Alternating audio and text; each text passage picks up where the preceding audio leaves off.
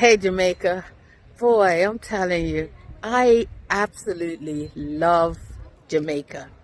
My name is Linda and I'm from Bermuda.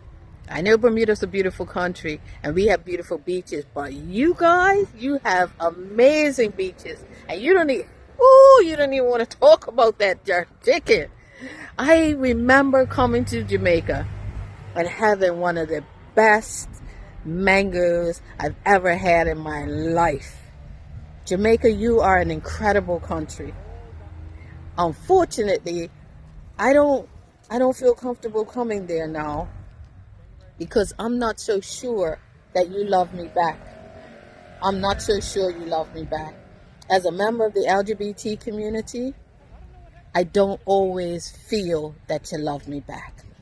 So, what I'm saying to you, Jamaica, is my hope is one day you make me feel so welcome to come back there and enjoy your country with a sense of freedom and appreciation that it doesn't matter what my sexuality is, I am welcome in your country.